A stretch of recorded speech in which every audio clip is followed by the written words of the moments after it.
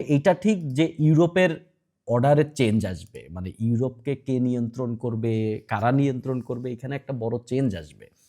এবং ইভেনচুয়ালি আপনি দেখবেন যে ইউরোপের আর মানে এইসব মিলিটারিতে চেঞ্জ আসবে না,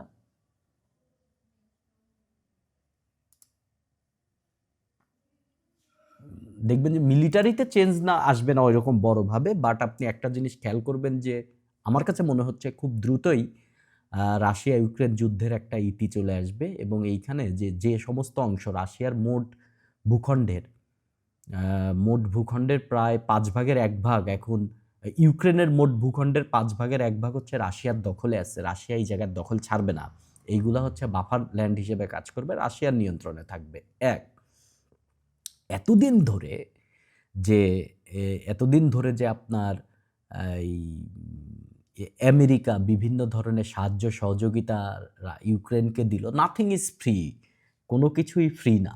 এবং আজকে আমরা দেখব যে আরেকটা টপিক, আমরা ইন্ডিয়ার সাথে একটা সম্পর্কে যে লাইন অফ ক্রেডিট আমরা পড়বো, তখন আমরা আরও বুঝবো যে নাথিং ইজ ফ্রি।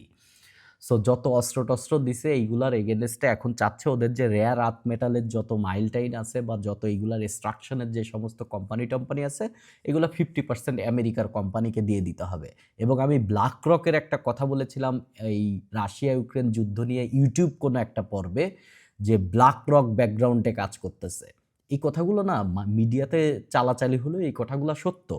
এবং এই যে অস্ত্র গোলাবারুদ এতদিন ইউক্রেনকে দিচ্ছে, আপনি দেখবেন ইউক্রেন একসময় আর নিজস্ব কোনো ইয়েই থাকবে না। ইউক্রেন হয়ে যাবে মানুষের দেশ। মানুষের দেশ বলতে হয় আমেরিকা ভাগ নিবে, অমুক ভাগ নিবে, তমুক ভাগ নিবে, ব্যক্তিগত কোনো ইয়েই থাকবে না। আচ্ছা, আরও কিছু দেখার বিষয় আছে আসলে। এখনই আমি আজকে কিন্তু কন্টেম্পোরারি ইস্যু হলেও রাশিয়া ইউক্রেন যুদ্ধ নিয়ে আমরা বলতেছি না, আমরা নিয়েও কথা বলতেছি না। আজকে আরও কিছু ব্যাপার দেখা আছে, আর আমি দেখতেছি সবকিছুই নজরে রাখতেছি, আপনাদের সাথে আলাপ আলোচনা হবে। সোহাগ কথা বলেন তো দেখি, সোহাগ কথা বলতে যাচ্ছেন। আসসালামু আলাইকুম ভাই, ভালো আছেন? ভালো আছে সোহাগ। জি ভাই, আমার কোশ্চেনটা ছিল যে হচ্ছে আমরা যেভাবে পড়তেছি এখানে এমপিরিক্যাল ইস্যু এবং প্রবলেম সলভিং যেভাবে আসুক আশা করা যায় আমরা অ্যান্সার করতে পারবো। হুম। কিন্তু বিষয় হচ্ছে ভাই কনসেপচুয়াল যে পার্ট গুলো আমরা আছে। আলাপ আলোচনার মধ্যে যে সমস্ত জিনিস বলতেছি না, এইগুলা থেকে কনসেপচুয়াল ইস্যুর মধ্যে আনসার করতে পারেন। এই যে হ্যাঁ, ধরেন একটুখানি রেসিপ্রোকাল আমি ট্রেড বা পারস্পরিক শুল্ক, এটা তো আসলে মানে আপনার কনসেপচুয়াল ইস্যুর কোশ্চেন। যে এখন এই মেন তো মার্কেট যে ডিফারেন্সটা আসলে থাকে ক্যান্ডিডেটদের ভিতরে, এটা মানে বড় ভাইদের কাছে শুনলাম আর কি যে কনসেপচুয়ালই থাকে আর কি। তাই আর না, কি মানে বিষয়টা আমাদের একবারে এরকম না। আপনি ওইদিকে 60 মার্ক, এদিকে 40 মার্ক, তবে মার্কেট ডিফারেন্স তৈরি হয় লেখার কোয়ালিটিতে। জি, কোন বড় ভাই কি করলো, আমি আসলে এইগুলাতে বিশ্বাসী না। লেখার কোয়ালিটিতে মার্কেট তৈরি হয়। এখন ওই মানে প্রস্তাব ছিল আপনার কাছে আর কি কনসেপচুয়াল এর পার্ট গুলো একটু আলাদা আলাদা করে মানে আপনি দিচ্ছেন ঠিক আছে, কিন্তু কিছু কিছু জিনিস দেখা যাচ্ছে কিছু কিছু অধ্যায়ের সেগুলো এখনো টাচই করতে পারেনি বা বুঝতেছি না আর কি। ভাই মানে আপনি আপনি পরীক্ষার সময় এগুলা সবই পারবেন, আর আমরা এইগুলার ভেতর দিয়েই যাব। আপনাদের কাছে এরকম মনে হতে পারে যে ধরেন স্পেসিফিক ওই টপিক নিয়ে বা ওইটা নিয়ে আমি একটা ওভারভিউ আপনাদের লাস্ট মুহূর্তের আগে দিয়ে দিব আর কি, সমস্যা হবে না। ওকে, আমরা আজকে আলাপ আলোচনা শুরু করব হচ্ছে একটা চমৎকার ব্যাপার দিয়ে। রিসেন্ট টাইমে খুব আলাপ আলোচনা হচ্ছে, সেটা হচ্ছে রেসিপ্রোকাল ট্যারিফ। রেসিপ্রোকাল হচ্ছে রেসিপ্রোকাল একটা মুভমেন্টের নাম। সেটা হচ্ছে কোনো একটা পার্ট যদি এইরকম মুভমেন্ট করে, ধরেন যাচ্ছে আবার আসতেছে, যাচ্ছে আবার আসতেছে, এই মুভমেন্টটার নাম হচ্ছে রেসিপ্রোকাল মুভমেন্ট। এখন গাড়ির সিলিন্ডার পিস্টন এইভাবে আপনার যাতায়াত করে, এগুলাকে বলা হয় রেসিপ্রোকাল ইঞ্জিন আর কি। এখন এই যে রেসিপ্রোকাল ট্যারিফ, এই ব্যাপারটা হচ্ছে ধরেন এইরকম জিনিসগুলোতে আপনারা ছবি এঁকে ফেলবেন। এগুলা তো ইয়েতে আসবে, ছবি আসতে ধরেন এইরকম আঁকলেন যে এইটা একটা দেশ, এটা হচ্ছে স্টেট এ, এটা হচ্ছে স্টেট বি। এখন স্টেট এ থেকে স্টেট বি প্রোডাক্ট ইম্পোর্ট করতেছে। ধরেন এ দেশ থেকে বি দেশে জিনিসপত্র যাচ্ছে। এখন আপনারা জানেন যে জিনিসপত্র ঢুকলে এই দেশ কিন্তু এই জিনিসের উপর শুল্ক আরোপ করবে, যাকে বলা হয় ট্যারিফ। সো সে এর উপর ট্যারিফ ধরেন দিল 10%। এই 10%, যে এ দেশ থেকে আমার দেশে যত প্রোডাক্ট ঢুকবে আমার দেশকে 10% ট্যারিফ দিতে হবে বা শুল্ক দিতে হবে। এইটা শুনে এ দেশ করলো কি, বিদেশ থেকে যদি কোনো পণ্য এতে ঢুকে, সেও তার উপর 10% ট্যারিফ দিয়ে দিবে। এই জিনিসটার নামই হচ্ছে রেসিপ্রোকাল ট্যারিফ। যেমন 2018 সালে যখন আমেরিকা এবং আপনার চীনের মধ্যে যুদ্ধ, এই যে ছবি আঁকলাম এই টাইপের ছবি একটা এঁকে ফেলতে পারেন, এতে করে লেখার মার্ক বাড়বে আর কি।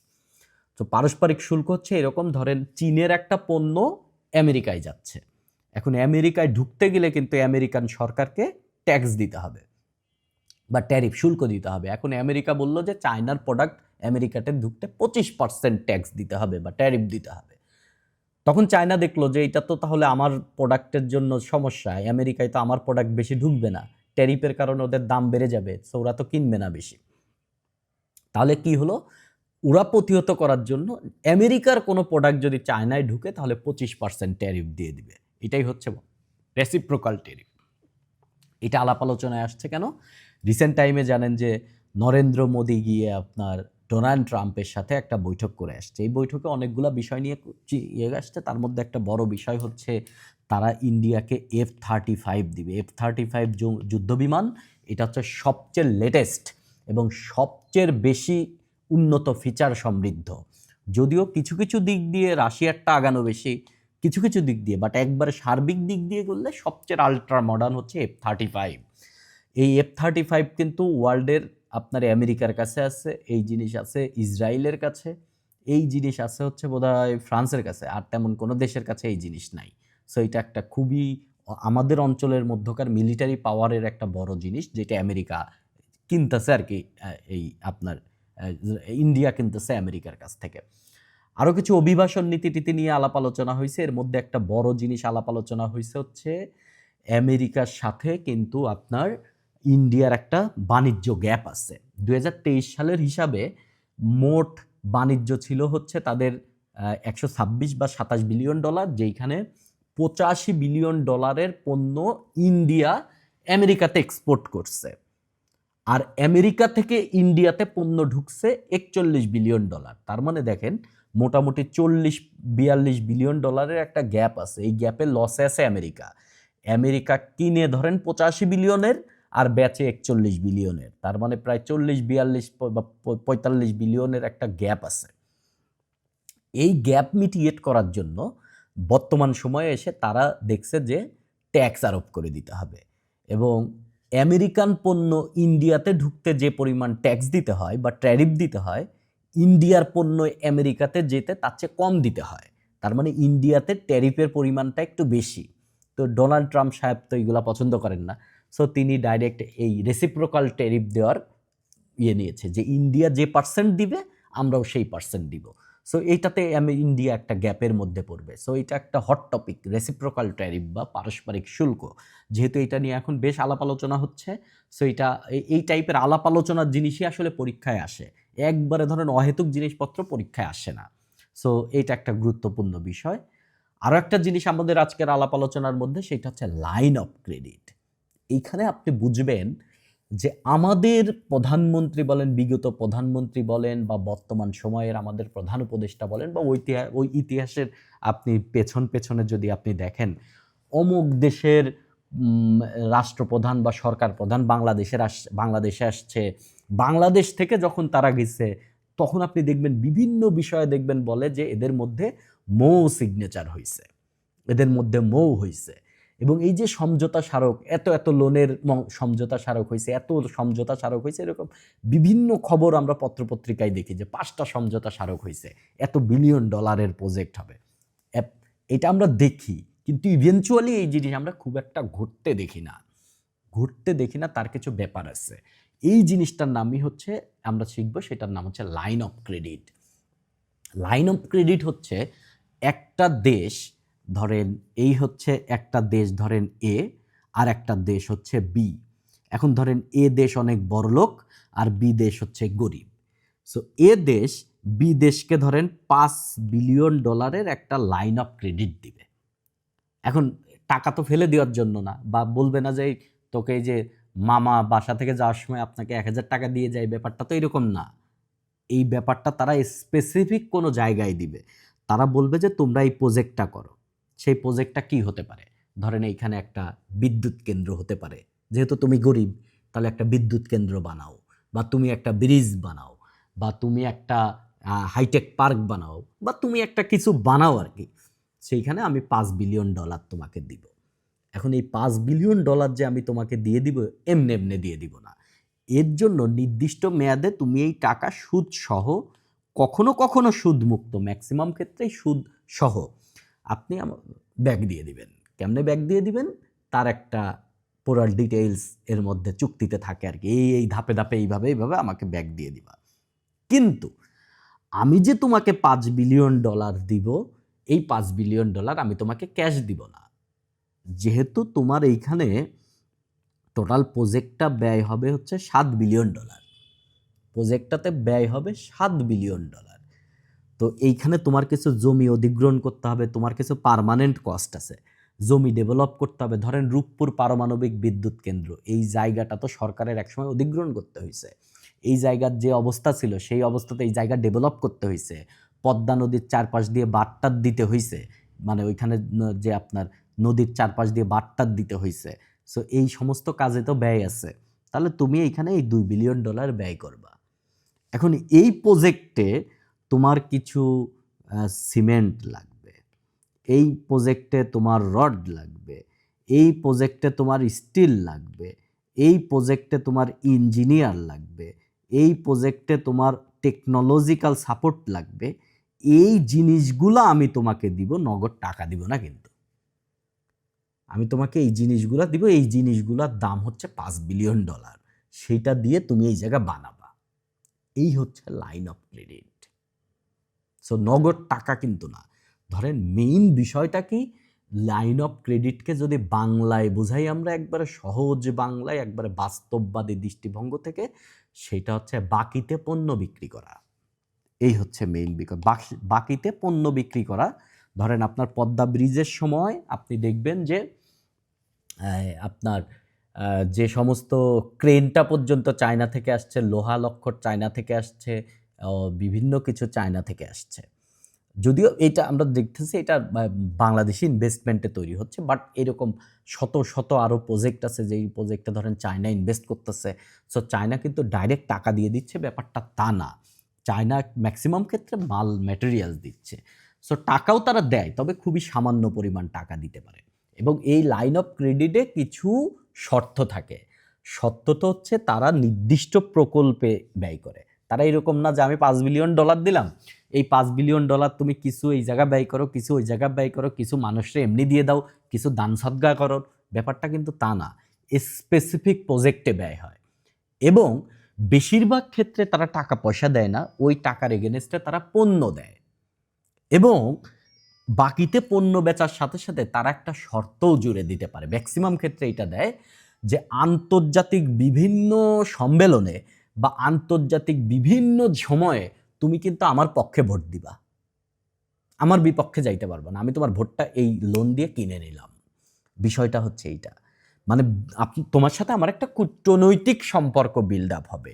ইন ফিউচার আমরা কূটনৈতিকতে তুমি আমার সাথে থাকবে অলওয়েজ, আমি তোমার পিঠে হাত রাখছি, তুমিও আমার পিঠে হাত রাখবা। এবং এই শর্ত কিন্তু লিখিতভাবে দিয়ে দেয়, এটা কিন্তু এরকম না যে বলছি তা এটা দিব না। ম্যাক্সিমাম ক্ষেত্রে না এগুলো ফিজিবল হয় না। আমরা ডাইরেক্ট চায়নারগুলো উদাহরণে দিই নাই, ভারতের সাথে কয়েকটা উদাহরণ দিছি। বর্তমান সময় ভারত বাংলাদেশ সম্পর্ক খুবই উত্তেজনার ভেতরে আছে, তো এটা আপনারা বুঝতে পারবেন। 2010 সালে ভারতের প্রধানমন্ত্রী ছিলেন মনমোহন সিং। তিনি বাংলাদেশে আসছিলেন রাষ্ট্রীয় সফরে। তিনি এসে বাংলাদেশকে $1 বিলিয়ন লাইন অফ ক্রেডিট দেয়, $1 বিলিয়ন। 2015 সালে নরেন্দ্র মোদী বাংলাদেশে আসেন। এই সময় তিনি বাংলাদেশকে $2 বিলিয়ন একটা ঋণ চুক্তি দেয়।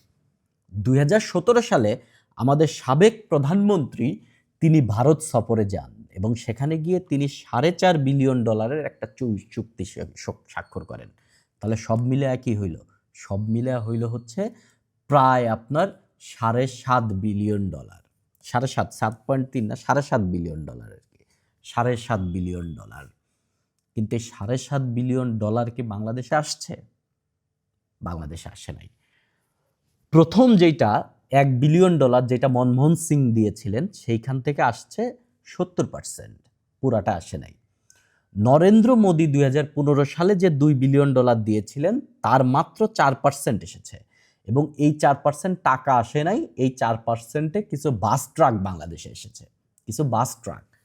2017 সালে আমাদের সাবেক প্রধানমন্ত্রী সফরে গিয়ে যে $4.5 বিলিয়ন দিয়েছিল, তার মাত্র এসেছে $5 মিলিয়ন, মানে 0.11%। মাত্র, ওইটা ছিল বিলিয়নে, আসছে কিন্তু মিলিয়নে। এখন কেন, প্রবলেমটা কি?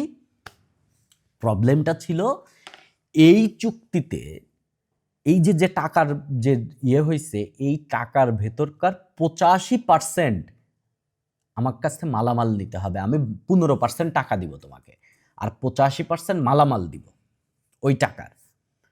কিন্তু পরবর্তীতে তারা 85% থেকে এটাকে করে হচ্ছে 75%, মানে 75% তোমাকে মালামাল দিবে আর বাকিটা হচ্ছে আপনার এই টাকা দিবে।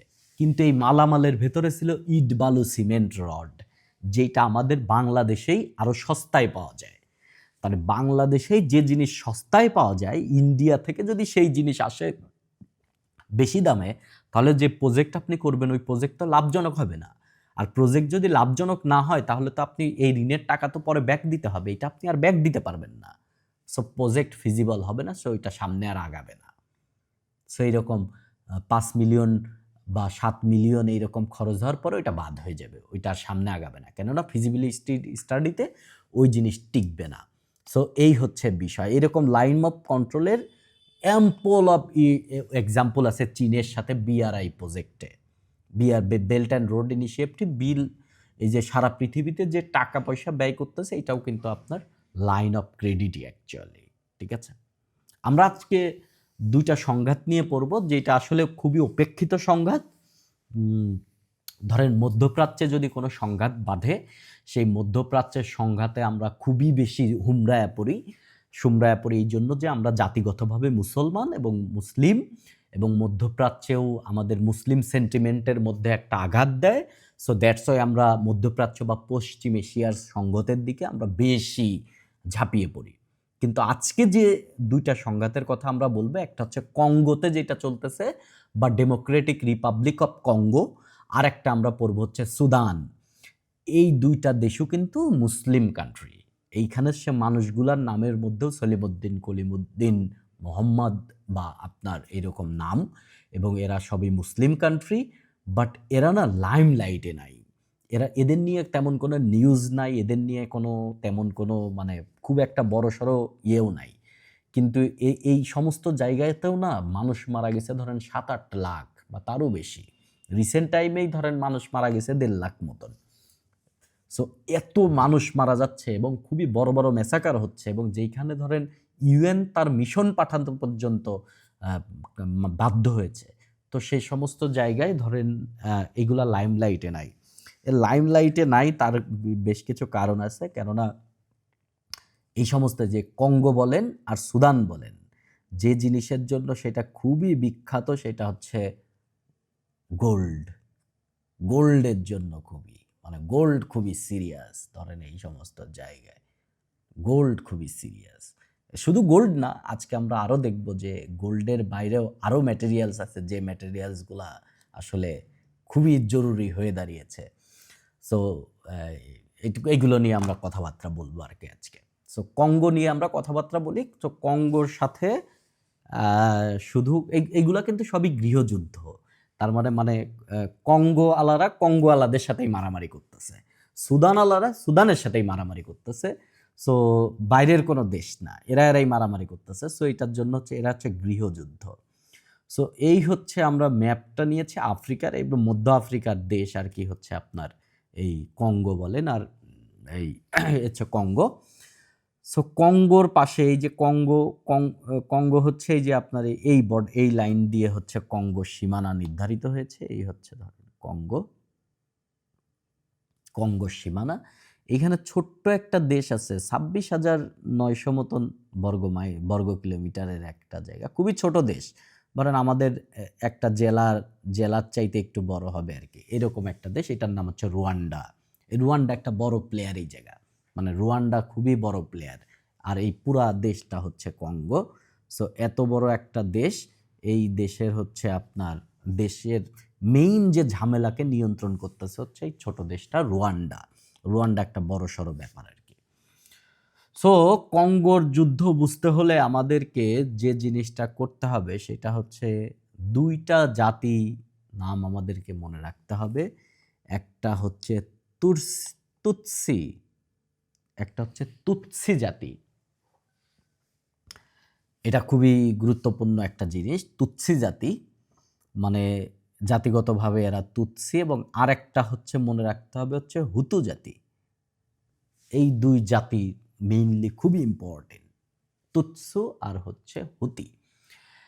এবং এদের সাথে আমাদেরকে একটা জিনিস বুঝতে হবে, সেটা হচ্ছে শুরুতে একবারে যেটা বুঝতে হবে সেটা হচ্ছে রুয়ান্ডায় যে মেসাকার বা মেসাকার অফ রুয়ান্ডা, এইটা আমাদেরকে জানতে হবে। মেসাকার অফ রুয়ান্ডা এটা আমরা একটু বুঝে নিই। রুয়ান্ডা হচ্ছে পাশের রাষ্ট্রটা আর কি, ছোট রাষ্ট্রটা।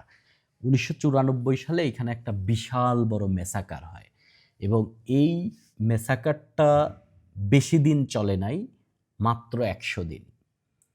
এই 1994 সালে 100 দিন, এবং এই 100 দিনে টোটাল মানুষ মারা গিয়েছিল 8 লাখ থেকে 10 লাখ মানুষ মারা গেছিল। 8 লাখ থেকে 10 লাখ 100 দিনে। তাহলে আপনি চিন্তা করেন রোজ মারা গেছে কয়জন, তাহলে গড়ে প্রত্যেক দিন কি পরিমাণ মানুষ মারা গেছে। এবং এটা একটা বিশাল বড় মেসাকার হিস্ট্রিতে, মানে একটা আফ্রিকার একটা কালো অধ্যায় আর কি। এই জিনিসটা ঘটে হচ্ছে রুয়ান্ডাতে, ছোট্ট একটা দেশ আপনারা দেখলেন, এই জন্য মরার মানুষ অনেক বেশি। এই যে 8 থেকে 10 লাখ লোক মানুষ মারা গিয়েছিল 1994 সালে, এদের মধ্যে 85 থেকে 90 ভাগই ছিল তুতসি সম্প্রদায়। মানে তুতসিদেরকে মেরে ফেলা হয়েছে, এবং এদেরকে মারছে হচ্ছে হুতু চরমপন্থীরা। এবং এই পরবর্তীতে ধরেন এই 100 দিনে এত মানুষ মারা যাওয়ার পর তুতসিরা আরপিএফ বা রুয়ান্ডান প্যাট্রিয়টিক ফ্রন্ট নামে একটা গোষ্ঠী তৈরি করে, এবং এটা মিলিটারি গোষ্ঠী, এদের কাছে অস্ত্র টস্ত্র ছিল। এবং এরা পরবর্তীতে বিদ্রোহ করে, এবং বিদ্রোহ করে যারা হুতুরা আছে এই হুতুদেরকে দেশ থেকে বিতাড়িত করে। তখন প্রায় 10 লাখের বেশি হুতু তখন বর্তমান যেটার কঙ্গো, সেই কঙ্গোতে পালায়া যায়। এইখান থেকে তারা পালায়া কঙ্গোতে ঢুকে চলে আসে হুতুরা। এখন আপনি চিন্তা করেন, হুতুরা তুতসুদেরকে মেরে ফেলছে, কি পরিমাণ মানুষ মারছে, 8 থেকে 10 লক্ষ। এবং তারপরেও তুতসুরা যেহেতু এত মারা গেছে, তখন তুতসুরা নিজেদেরকে প্রোটেক্ট করার জন্য তারা নিজেদের একটা প্যাট্রিয়টিক ফ্রন্ট তৈরি করছে। এই ফ্রন্ট তৈরি করে তারা হুতুদেরকে বের করে দিছে, মানে হুতুরা রুয়ান্ডা থেকে পালায়া গেছে, আসছে কোথায়, কঙ্গোতে। এই হচ্ছে মেইন বিষয়। তাহলে হুতুরা কিন্তু কঙ্গোতে এতদিন ধরে বেঁচে আছে, 94 সালের পর থেকে এর মধ্যে কিন্তু হুতুরা আছে। তো হুতুরা সংঘবদ্ধভাবে কিন্তু একসময় গিয়ে আবার রুয়ান্ডায় আক্রমণ করতে পারে। এখন হুতুদেরকে বের করে দিছে তুতসুরা, তার মানে ওই যে যে প্যাট্রিয়টিক ফ্রন্ট তৈরি হয়েছে তার যে নেতা ছিল, সেই নেতাই কিন্তু এখন রুয়ান্ডার প্রেসিডেন্ট। সো তার মানে রুয়ান্ডাকে নিয়ন্ত্রণ করে এখন তুতসুরা। এখন এই তুতসিরা রুয়ান্ডাকে নিয়ন্ত্রণ করে, হুতুরা আছে লুকায়া হচ্ছে আপনার কঙ্গোতে। সো তারা যদি কখনো ব্যাক করে, তাহলে বর্তমান যে রুয়ান্ডার গভর্নমেন্ট আছে এর জন্য কিন্তু খুবই হুমকি হবে। এইটুকু বিষয় আমাদেরকে, এটা হচ্ছে ব্যাকগ্রাউন্ড। তার মানে রুয়ান্ডা কিন্তু ডাইরেক্ট কঙ্গের যুদ্ধতে না থাকলেও যুদ্ধে তারা আছে। কেননা রুয়ান্ডা তার ব্যক্তি স্বার্থের জন্য যদি কোনো কারণে কঙ্গোতে হুতুরা জাগ্রত হতে চায়, তাহলে তাদের এগেনস্টে ব্যবস্থা গ্রহণ করবে হচ্ছে রুয়ান্ডা। কেননা জানে যে হুতুরা যদি কঙ্গোতে কোনোদিন বড় হয়ে যায় এবং শক্তিশালী হয়ে যায়, তাহলে হুতুরা আবার এসে রুয়ান্ডাতে আক্রমণ করবে। কেননা একটা ঝামেলা আছে, সেই ঝামেলা 1994 সালের ঝামেলা। এইটুকু হচ্ছে ব্যাকগ্রাউন্ডের হিস্ট্রি।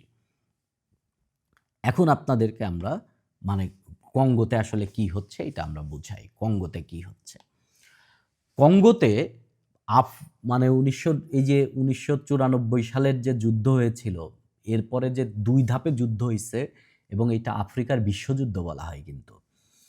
এখন কঙ্গোর যে কঙ্গোর যে সরকার, এই কঙ্গোর সরকারের এগেনস্টে কিন্তু এইখানে একটা বিদ্রোহী গোষ্ঠী আছে, যেই বিদ্রোহী গোষ্ঠীর নাম হচ্ছে M23। M23 মানে হচ্ছে মার্চ 23, মার্চ মাসের 23 তারিখ আর কি। সেইখান থেকে তারা নিজেদেরকে নাম দিছে হচ্ছে মার্চ, এবং এই M23 গ্রুপ হচ্ছে তুৎসি সম্প্রদায়ের লোকের। এখন রুয়ান্ডাতে কারা আছে?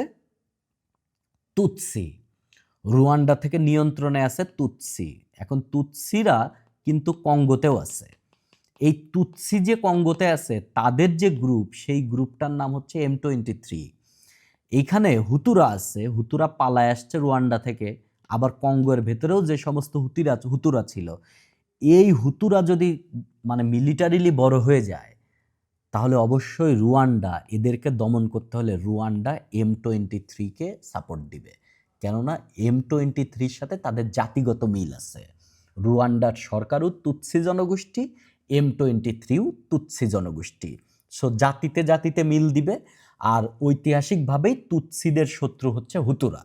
সো হুতুদেরকে তারা দমানোর ট্রাই করবে। সো যা প্র্যাকটিক্যাল হওয়ার কথা তাই ঘটতেছে আর কি। এখন এই M23 হচ্ছে 2009 সালের তারা একটা 23 তারিখে 2009 সালের 23 তারিখে একটা চুক্তি হয় হচ্ছে আপনার, যেটাকে মার্চ 23 এগ্রিমেন্ট নামে পরিচিত। এই চুক্তিতে বলা হয় যে এইখানে একটা পিস এগ্রিমেন্ট হবে এই কঙ্গোতে, যেন কঙ্গোর যে সমস্ত অস্থিরতা ছিল এই অস্থিরতা বন্ধ হয়ে যায়। কিন্তু এই এগ্রিমেন্ট পরবর্তীতে কাজে দেয় নাই।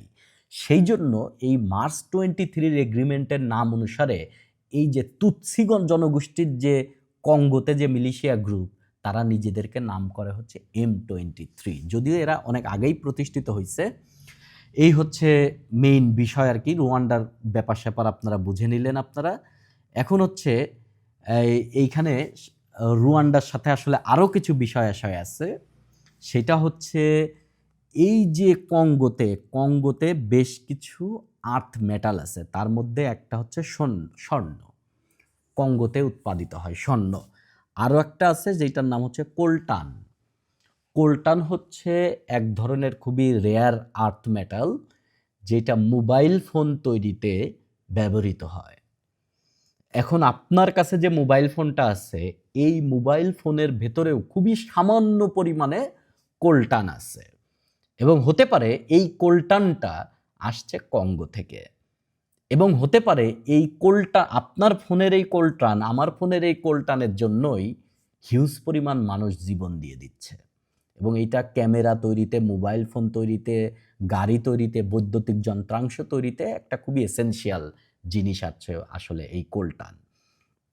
এই কোলটান মেইনলি আসে হচ্ছে কঙ্গো থেকে, কিন্তু ওয়ার্ল্ডে মোটামুটি বড় পরিমাণে কোলটান এক্সপোর্ট করতেছে রুয়ান্ডা। এখন রুয়ান্ডার কাছে তো এত বেশি কোলটান নাই, তাহলে রুয়ান্ডা এত পাচ্ছে কোথায়? এখন এইখানে কঙ্গোতে যে যুদ্ধ চলতেছে, এই যুদ্ধতে এখন বড় পার্টি হচ্ছে M23, যাদেরকে সাপোর্ট দিচ্ছে হচ্ছে রুয়ান্ডা। কেননা এদের মধ্যে জাতিগত মিল আছে, স্বার্থ আছে। রুয়ান্ডা তাদেরকে বিভিন্নভাবে অস্ত্র, গোলাবারুদ, সাহায্য, ট্রেনিং এগুলা দিচ্ছে। এখন অস্ত্র, গোলাবারুদ, সাহায্য, ট্রেনিং দিচ্ছে জাতিগত মিল থাকার কারণে, কিন্তু ফ্রি না। তাহলে তুমি কি করতেছো? তোমার ভেতরের যে খনি থেকে যে কোলটান উৎপাদিত হচ্ছে, সেই কোলটান আমার কাছে পাঠাও। এবং এইখানের হিসাবে আপনি দেখেন যে একটা হিসাবে বলা হয়েছে যে আপনার এই একটা হিসাবে বলা হয়েছে যে 2024 সালের জাতিসংঘের প্রতিবেদনে বলা হয়েছে প্রতি 4 সপ্তাহে M23 বিদ্রোহীরা প্রায় 120 টন কোলটান রুয়ান্ডায় পাঠাচ্ছে। মানে প্রত্যেক মাসে 120 টন, প্রতি মাসে 120 টন। এটা কিন্তু খুবই এক্সপেন্সিভ একটা জিনিস আর কি, এবং খুবই রেয়ার একটা জিনিস, যেইটা পাঠাচ্ছে প্রতি 4 মাসে 120 টন, যেটা এক্সপোর্ট করে দিচ্ছে হচ্ছে রুয়ান্ডায়।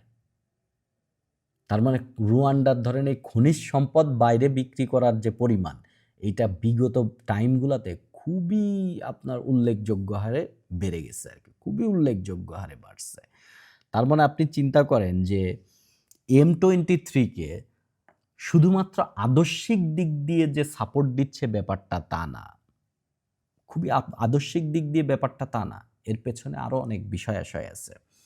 এবং যে জাতিগত ঝামেলা তৈরি হয়েছিল হচ্ছে কঙ্গোতে ক্ষমতায় নিয়ে, যে ক্ষমতায় কঙ্গোতেও যুদ্ধটা কিন্তু হুতু এবং তুৎসির মধ্যে, কঙ্গোতেও এদের মধ্যে যুদ্ধ, কিন্তু ঐতিহাসিকভাবে একটা যুদ্ধ যেহেতু রোয়ান্ডায় ঘটে গেছে এবং যেইখানে প্রচুর পরিমাণে তুৎসিরা মারা গেছে, তারপরেও তুৎসিরা এই জায়গার ক্ষমতা দখল করে আছে, সো এরা অবশ্যই তুৎসিকে সাপোর্ট দিবে এবং এই সাপোর্টের এগেনস্টে সে এদের কাছ থেকে রেয়ার আর্থ মেটাল খনিজ সম্পদ নিয়ে নিবে, এটা খুব স্বাভাবিক। সো হুতুরা দাঁড়াতে পারতেছে না।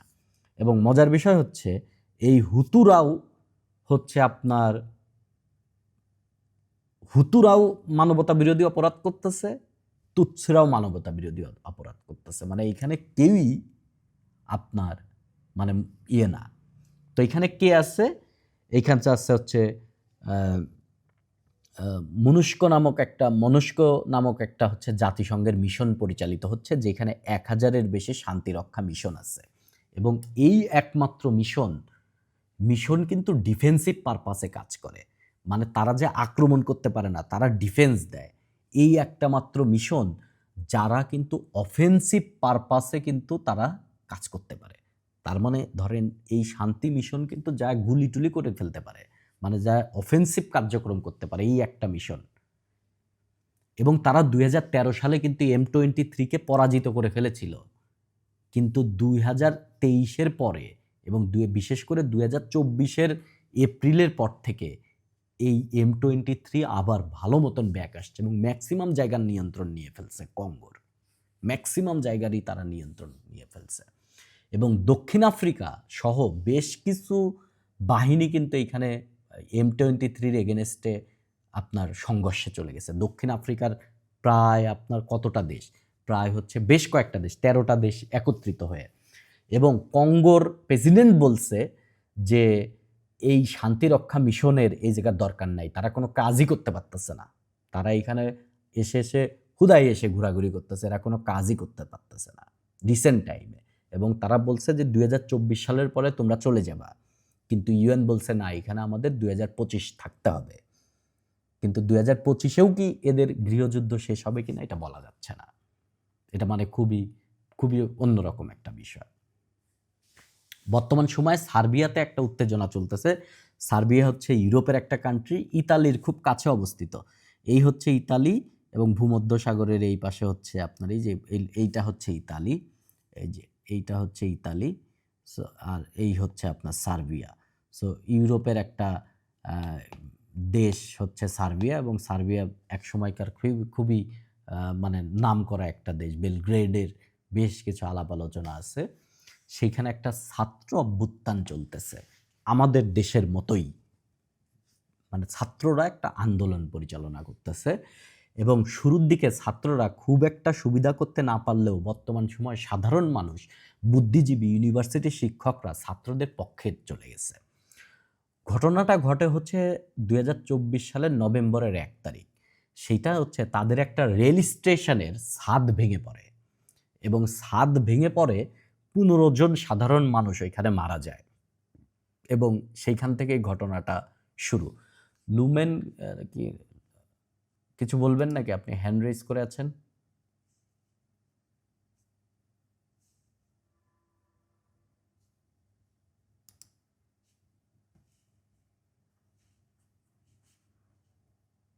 ওকে, যাই হোক, এখানে আপনার এই সার্বিয়াতে যে ঘটনা ঘটছে, যে রেল স্টেশনে ছাদ ভেঙে গেছে, ছাদ ভেঙে গিয়ে নভেম্বর মাসের 1 তারিখ গত বছরের 15 জন মানুষ মারা যায়।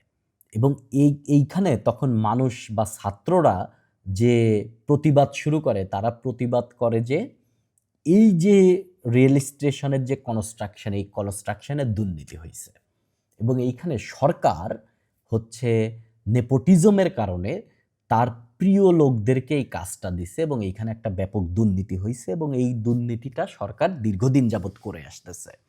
সো তারা এর বিচারের দাবিতে আন্দোলন শুরু করে নভেম্বর মাসের 1 তারিখ, যেইটা এই সাম্প্রতিক সময়ে এসে ডিসেম্বরে এসে মানে আপনার ডিসেম্বরের পরে ইভেন জানুয়ারিতে এসে জন আন্দোলনের রূপ নিছে এবং সরকার বেশ কিছু ছাত্রদেরকে মামলা টামলা দিয়ে গ্রেপ্তার করছে, ধরেন বাংলাদেশের মডেল। কিন্তু এইখানে ছাত্ররা একটা চমৎকার ঘটনা ঘটাইছে। ছাত্ররা দলগতভাবে যে আন্দোলনটা করতেছে, এই আন্দোলনে তাদের কোনো নেতৃত্ব নাই, কিন্তু যে কে নেতৃত্ব দিচ্ছে, ধরেন আন্দোলনের কোনো প্রধান নাই ছাত্রদের পক্ষে যে তাদেরকে আপনি ধরে নিয়ে যাবেন। তারা প্রত্যেক দিন আন্দোলন করার জন্য একজনকে প্রকাশক নির্বাচন করেন, সেই একজন হচ্ছে ওই দিনের আন্দোলনটাকে নিয়ন্ত্রণ করে। এটা হচ্ছে তাদের আন্দোলনের মেকানিজম। এইভাবে করে তারা আন্দোলনকে সুগঠিত করতেছে এবং দৈনিক তাদের একটা প্ল্যাটফর্ম আছে, এই একটা সেইখানে তারা একটা ভোটাভুটির মাধ্যমে একজনকে তারা নিয়ন্ত্রণ করে, একজনকে সিলেক্ট করে, সেই একজন হচ্ছে ওই দিনের আন্দোলন পরিচালনা করে।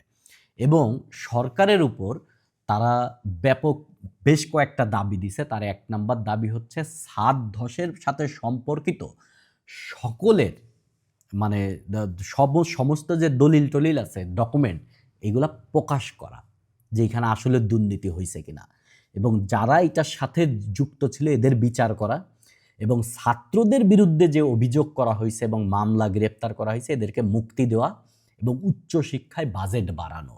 এইটা হচ্ছে আপনার এইটা হচ্ছে আপনার ইয়ে করতে হবে। এবং সার্বিয়ার যিনি প্রেসিডেন্ট তিনি হচ্ছে ভুসিচে। এই ভুসিচে দীর্ঘদিন যাবৎ আপনার সার্বিয়াকে তারা নিয়ন্ত্রণ করতেছে, আলেকজান্ডার ভুসিচে। এই আলেকজান্ডার ভুসিচে সে কিন্তু আগে ছিল প্রধানমন্ত্রী, পরবর্তীতে সে হয়েছে প্রেসিডেন্ট, এবং তীব্র আন্দোলনের জন্য তার প্রধানমন্ত্রী, তার এই যে কনস্ট্রাকশনের যে মন্ত্রী, এরকম বেশ কয়েকজন পদত্যাগ করছে। এখন পর্যন্ত কিন্তু তারা ছাত্ররা ভুচিচের পদত্যাগের দাবি করে নাই, কিন্তু কিছুদিনের মধ্যে হয়তো বা এমন হতে পারে যে তারা ভুসিচের পদত্যাগ চায়।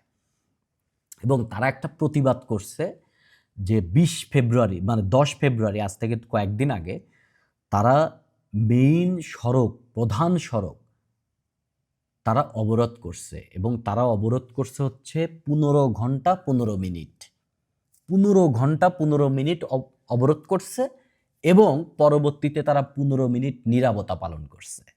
এই 15 ঘন্টা 15 মিনিট এবং 15 মিনিটের নীরবতা, এইটা পালন করার পেছনের মেইন কারণ হচ্ছে কি, সাদ ধসে 15 জন মানুষ মারা গিয়েছিল। এবং ভুসিচে যে 10 বছর ধরে সার্বিয়া শাসন করতেছে, ম্যাক্সিমাম বিশ্লেষকদের মতন ভুসিচের জীবনের সবচেয়ে বড় চ্যালেঞ্জ সে এখন ফেস করতেছে। এবং ইউরোপে এইরকম একটা ছাত্র আন্দোলন, এবং এই ছাত্র আন্দোলন যে ভুসিচেকে পতন ঘটায় দিতে পারে যে কোনো মুহূর্তে, একটা ভালনারেবল সিচুয়েশন তৈরি করছে সার্বিয়ার প্রেসিডেন্টের জন্য এটা। এবং ইউরোপেও যে আপনার এরকম নেপোটিজমের কারণে কনস্ট্রাকশনে দুর্নীতি হয়, সরকার প্রিয় কোম্পানিকে চাকরি মানে কাজ দেয় এবং কাজের পেছনে দুর্নীতি হয়, তার একটা বড় নজির হচ্ছে সার্বিয়ার আন্দোলন। এবং সার্বিয়ার দুর্নীতি সূচকে 180টা দেশের মধ্যে ইউরোপের একটা দেশ হয়ে সে 105তম অবস্থানে আছে। এবং ভুসিচের আমলে তার অবস্থান ধীরে ধীরে খারাপের দিকে চলে যাচ্ছে। তার মানে সার্বিয়া ধীরে ধীরে মোটামুটি বড়সড় দুর্নীতিগ্রস্ত কান্ট্রিতে পরিণত হচ্ছে ইউরোপের দেশ হওয়ার পরেও। সো ধীরে ধীরে হয়তোবা এই কিছুদিনের মধ্যে পরিস্থিতি ঠান্ডা হবে, অথবা ভুসিচের মানে ভুসিচের শাসনের পতন হয়ে যাবে। রিসেন্টলি আমরা তাইওয়ান একটা বর্তমান সময়কার হট টপিক, এমনিতেই হট টপিক, কিন্তু আরেকটা হট টপিক হচ্ছে, আপনারা জানেন যে আমেরিকা সাংবিধানিকভাবে তাইওয়ানকে প্রোটেক্ট করার দায়িত্ব রাখে, সাংবিধানিকভাবে, যে তাইওয়ানকে যদি চায়না ইনভেড করে তাহলে আপনার তাইওয়ানকে তারা প্রোটেক্ট করবে। এর একটা ব্যাপার ঐতিহাসিকভাবে চলে আসতেছে। তো কিন্তু 1971-72 সালে যখন মেইন চায়নার সাথে আমেরিকার সম্পর্ক বিল্ড আপ হয়, যেটা আমরা পিং পং ডিপ্লোমেসি বলেছি এবং পান্ডা ডিপ্লোমেসি বলেছি, ওই টাইমে যখন তাইওয়ানের চায়নার সাথে সম্পর্ক তৈরি হয়, তখন কিন্তু চায়না আমেরিকাকে দিয়ে ওয়ান চায়না পলিসিতে সিগনেচার করে নিছে। ওয়ান চায়না পলিসি মানে ঐতিহাসিকভাবে যে সমস্ত জায়গা ছিল চায়নার, সে সমস্ত জায়গা চায়নার। চায়না হবে একটা চায়না। তাইওয়ান বলে আলাদা কোনো দেশ নাই, হংকং বলে আলাদা কোনো দেশ নাই, ম্যাকাও বলে আলাদা কোনো দেশ নাই, তিব্বত বলে আলাদা কোনো দেশ নাই, সবাই আসলে চায়না।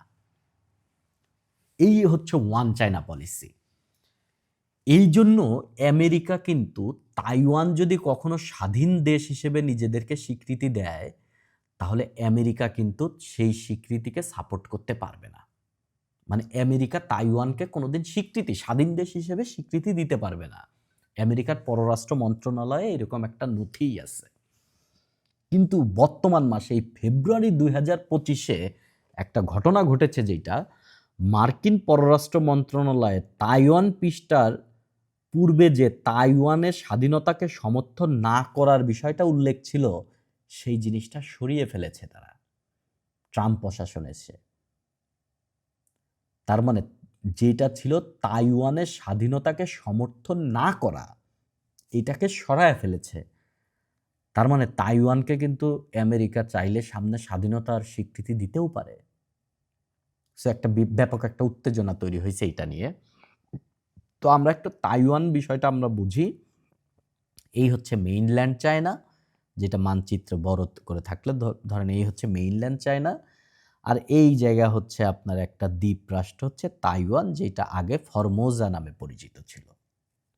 এর মানে সাংবিধানিক নাম হচ্ছে রিপাবলিক অফ চায়না, তাইওয়ানের সাংবিধানিক নাম।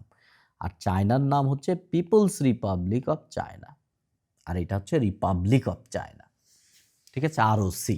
তাইওয়ান হচ্ছে তার ডাক নাম। এখন তাইওয়ানের একটু ইতিহাস আমরা দেখার ট্রাই করি। একবারে শুরুর দিকে হাজার হাজার বছর ধরে এই এইটার নাম ছিল হচ্ছে ফরমোজা। 1600 শতকে এটা হচ্ছে ডাচ এবং স্প্যানিশদের কলোনি ছিল। চায়নার যে চিং বংশ, চিং ডাইনেস্ট্রি 1684 সালে তাইওয়ানকে ফুজিয়ান প্রদেশের অংশ হিসেবে করে নেয়। তখন থেকে এটা চায়নার অংশ। আগে ছিল তারা ফরমোজা। এবং পরবর্তীতে চীনের এরপর থেকে এই চিং ডাইনেস্ট্রি বা চিং রাজবংশ কাছ থেকে, মানে এটা চায়নারই, এরপরের থেকে এটা। এরপরে দ্বিতীয় বিশ্বযুদ্ধের পরে এটা চায়নার কাছেই থাকে, চায়নাই, এটাও চায়নাই। কিন্তু 1949 সালে যখন মাও সেতুং বা মাও জেদাংয়ের নেতৃত্বে কমিউনিস্ট বাহিনী চীন দখল করে নেয় বা চীনের দায়িত্ব নিয়ে নেয়, তখন 1949 সালে চায়নার যে গণতান্ত্রিক সরকার ছিল, তখন চায়নার নাম ছিল রিপাবলিক অফ চায়না। তার নাম ছিল হচ্ছে চিয়াং কাইশেক। চিয়াং কাইশেক পালায় তাইওয়ানে চলে আসে এবং তাইওয়ানের নাম হয় হচ্ছে রিপাবলিক অফ চায়না। আর মাও সেতুং মেইনল্যান্ড চায়নার নাম দেয় হচ্ছে পিপলস রিপাবলিক অফ চায়না, যেটা হয় হচ্ছে সমাজতান্ত্রিক মতাদর্শের একটা দেশ। এই পথ থেকেই হচ্ছে সে মূলত চায়নার হাতছাড়া সে ওই দিন থেকে। তাছাড়া 1684 থেকে এটা কিন্তু ছিল মূলত আপনার চীনের কাছেই। কিন্তু মাঝখানে কিছুদিনের জন্য এটা জাপান দখল করে নেয়। জাপান দখল করে নেয় 1895 সালে। এটা জাপান দখল করে নেয় এবং 1895 সাল থেকে 1945 সাল পর্যন্ত এটা জাপানের অধীনে ছিল। দ্বিতীয় বিশ্বযুদ্ধে যখন এটা জাপান হেরে যায়, তখন তাইওয়ান হয়ে যায় আবার চীনের। তার মানে 1668 থেকে 1895 পর্যন্ত চায়নারই ছিল। এরপরে জাপানের কাছে চলে যায়। 1945 থেকে 1949 এটা চায়নায় ছিল। আবার পরবর্তীতে এটা রিপাবলিক অফ চায়না হয়ে যায় মানে চিয়াং কাইশেকের। এই হচ্ছে ঘটনা। তাইওয়ানের বর্তমান অবস্থা কি? তাইওয়ানের আন্তর্জাতিক তেমন কোনো স্বীকৃতি নাই। মোটামুটি ১২টা দেশ তাইওয়ানকে এখন পর্যন্ত আনুষ্ঠানিক স্বীকৃতি দিছে স্বাধীন দেশ হিসেবে। বাট এই ১২টা দেশই হচ্ছে খুবই, খুবই ছোট, ছোট দেশ। এই ১২টা দেশগুলো একবারে খুবই ছোট দেশ। কোনো বড় দেশ এখন পর্যন্ত এদেরকে স্বীকৃতি দেয় নাই। যেমন একটা দেশ ট্রু ভ্যালু, এদের মতন দেশ আরকি, ছোটখাটো দেশ। যাদের একটু স্বার্থ আছে তাইওয়ানের সাথে তারাদেরকে স্বীকৃতি দিছে। বড় কোনো দেশ এখন পর্যন্ত এদের কোনো স্বীকৃতি দেয় নাই। মার্কিন মিত্ররা তার সাথে একটা বড় ব্যবসা বাণিজ্যের জন্য হোক আর সেমিকন্ডাক্টর বিজনেসের জন্য হোক তাদের সাথে একটা, এবং চায়নাকে ডমিনেট করার জন্য হোক, তাইওয়ানের সাথে একটা রিলেশন বিল্ড আপ রাখে, কিন্তু তাইওয়ানকে বিভিন্নভাবে সহায়তা করলে তাইওয়ানের স্বাধীনতার স্বীকৃতি তারা এখনো দেয় না। এখন তাইওয়ানের রাজধানী হচ্ছে তাইপে। তাহলে তাইপে কি নিজেদেরকে স্বাধীন ঘোষণা করতে পারবে কিনা? এটা বর্তমান সংবিধান অনুযায়ী তারা পারবে না, কেননা সংবিধান অনুযায়ী তারা হচ্ছে Republic of China.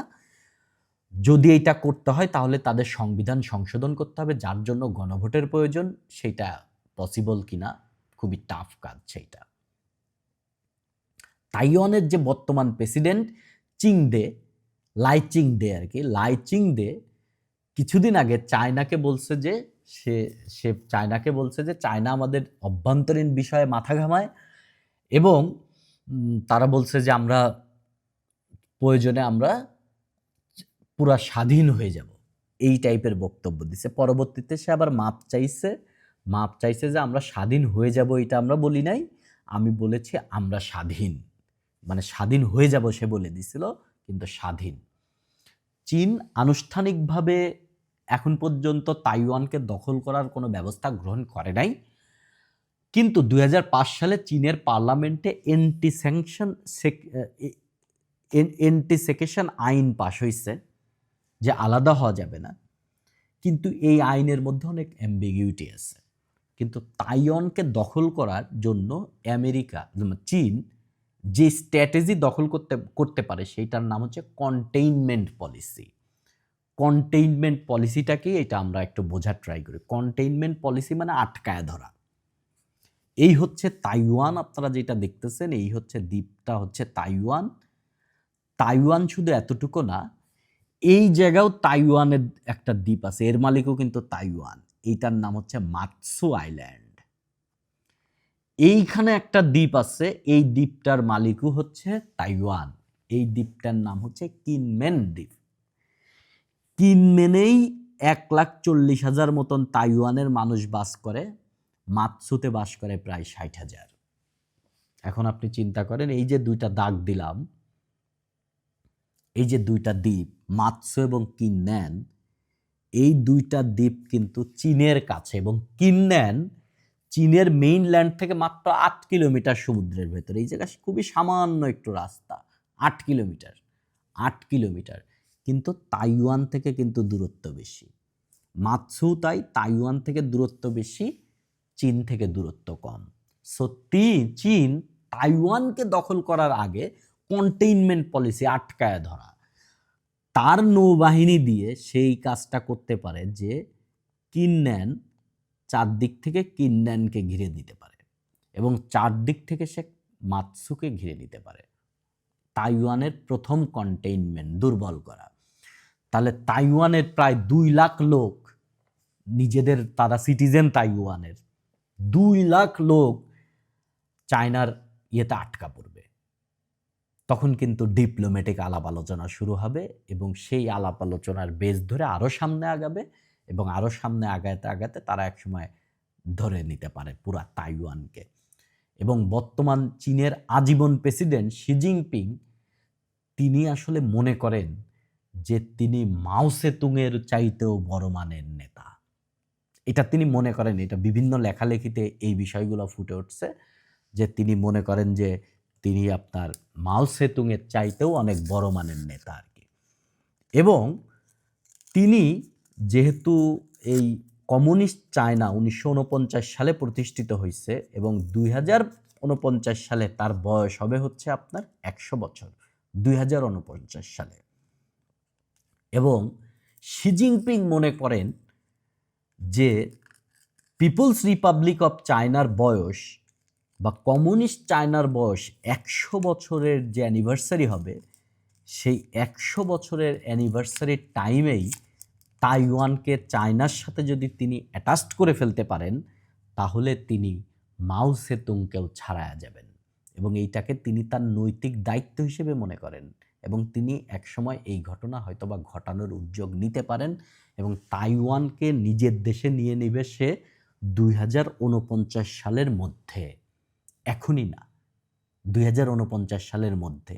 So that's why কিন্তু চায়না তার নৌবাহিনীর দিকে বেশি নজর দিচ্ছে, নৌবাহিনীর দিকে ব্যাপক নজর দিচ্ছে। এবং শি জিনপিং যদি তার ক্ষমতা ধরে রাখে এবং বেঁচে থাকে, তাহলে একসময় এই ঘটনা ঘটবে আর কি, একসময় এই ঘটনা ঘটবে আসলে। যাই হোক, আমরা এটা একটা আলাপ আলোচনা করলাম। আচ্ছা, সুদান নিয়ে লেখাটা আপনারা একটু পড়বেন। সুদান নিয়ে আমরা আরও অনেক কথাবার্তা বলবো না, আপনারা এই লেখাটা একটু ভালো মতন পড়বেন। এবং এই লেখার এইখানে একটা আরব আমিরাতের কি পরিমাণ স্বার্থ এখানে আছে তার একটা ভিডিওর লিঙ্ক দেওয়া আছে, আপনারা এই ভিডিওটা দেখবেন আর কি। এটা একটা খুবই একটা ব্যাপার আর কি। আমরা ছোট করে একটু বলতে পারি, সুদান, এই হচ্ছে সুদানের, আমরা ম্যাপে যাই, কি ব্যাপার পুরো ম্যাপটা আমরা দিতে, আচ্ছা যাই হোক, সুদান হচ্ছে, এই হচ্ছে লোহিত সাগর, লোহিত সাগরের পাশের একটা দেশ। এইখানে একটা খুবই ইফেক্টিভ জায়গা হচ্ছে পোর্ট সুদান, এবং এর মিশরের সাথে বর্ডার আছে, লিবিয়ার সাথে বর্ডার আছে, চাঁদের সাথে বর্ডার আছে, দক্ষিণ সুদানের সাথে বর্ডার আছে, ইথিওপিয়া, ইরিত্রিয়া, হর্ন অফ আফ্রিকার কাছাকাছি একটা দেশ। এই হচ্ছে সুদানের ম্যাপ। তার মানে আমরা যদি হর্ন অফ আফ্রিকার এই দিয়ে বাব এন মানদেব দিয়ে ঢুকি লোহিত সাগরে, গিয়ে সুয়েজ ক্যানেল দিয়ে বের হয়ে যাই, তার পাশেই হচ্ছে সুদান দেশটা। সুদান একটা স্ট্র্যাটেজিক্যালি খুব ইম্পর্টেন্ট একটা দেশ, এবং এইখানে আপনার নীল নদের মতন জিনিস এই সমস্ত দেশের উপর দিয়ে চলে গেছে। সো এটা একটা খুবই ইম্পর্টেন্ট বিষয় হচ্ছে আপনার সুদান। এখন ওয়ার্ল্ডের বেশ বড় বড় কিছু স্বর্ণের খনি আছে সুদানে।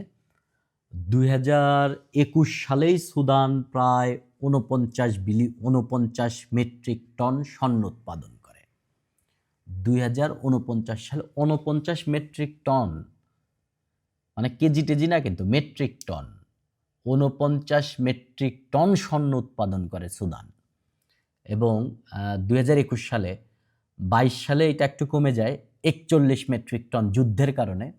এবং প্রত্যেক বছর ধরেন এভারেজে সুদান 45 থেকে 50 মেট্রিক টন স্বর্ণ উৎপাদন করে। এবং আপনারা একটা জিনিস মাথায় রাখবেন যে আপনার স্বর্ণ যে উৎপাদন করে সুদান, এই স্বর্ণ কোথায় বিক্রি হয়? আপনারা বর্তমান এশিয়া মহাদেশের বিভিন্ন দেশে যদি স্বর্ণের জন্য বিখ্যাতকে, তাহলে আমরা বলি হচ্ছে দুবাই, সংযুক্ত আরব আমিরাত, এবং ম্যাক্সিমাম স্বর্ণ ইল্লিগাল স্বর্ণ। এবং এই স্বর্ণটা সংযুক্ত আরব আমিরাতে যে স্বর্ণ বিক্রি হয়, বা বাংলাদেশের লোকজন দুবাই থেকে যে স্বর্ণ নিয়ে আসে 21 ক্যারেট 22 ক্যারেটের সিল মারা, ঠিক আছে, ধরেন এরকম স্বর্ণের বারও নিয়ে আসে, আপনারা দেখবেন যে এরকম বার, স্বর্ণের বার জেলখানায় আটকা পড়ছে, এইরকম একটা স্বর্ণের বারের অনেক হবে, বাট এটা একটা চকলেটের কাবার। তো যাই হোক, এরকম একটা স্বর্ণের বারের অনেক দাম হবে, এগুলা নিয়ে চলে আসে কিন্তু বাংলাদেশে এই লোকজন, আবার এয়ারপোর্টে ধরাও খায়। সো এয়ারপোর্টে যেগুলো ধরা খায় এই টাইপের স্বর্ণগুলো অরিজিন খুঁজতে গেলে আপনি এমন হতে পারে যে ম্যাক্সিমাম স্বর্ণই সুদান থেকে আসছে।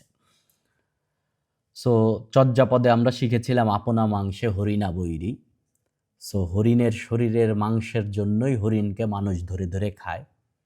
সো সুদান এরকম একটা ঘটনা সুদানের। তো সুদানের একটা সবচেয়ে বড় হচ্ছে হাসি গোল্ড মাইন, এটা সবচেয়ে বড় একটা জায়গা, সেটা এরকম একটা জায়গায় তো আছে, ঠিক আছে, এইরকম একটা জায়গা হাসি গোল্ড মাইন। এবং সংযুক্ত আরব আমিরাত রিসেন্ট টাইমে 2020 সালে ধরেন তারা ইসরায়েলের সাথে সম্পর্ক স্থাপন করছে আব্রাহাম অ্যাকর্ডের মাধ্যমে। সংযুক্ত আরব আমিরাত সম্পর্ক রাখে সৌদি আরবের সাথে। সংযুক্ত আরব আমিরাত সম্পর্ক রাখে মেইনলি আমেরিকার সাথে। এখন সংযুক্ত আরব আমিরাতের স্বার্থে কোনো টান পড়ুক এটা আমেরিকা চাইবে না। সো সুদানে যেটা চলতেছে এটা হচ্ছে গৃহযুদ্ধ। আমরা একটা ঘটনা, সুদানের ঘটনাটা সংক্ষেপে বলি, এরপরে আপনি রিডিং পড়লে টোটাল জিনিসটা বুঝে যাবেন। যদিও স্বর্ণের বিষয় এখানে লেখা নাই, কেননা বিভিন্ন কথা আসলে অফিসিয়াল ডকুমেন্টে দেওয়া যায় না। 2018 সালে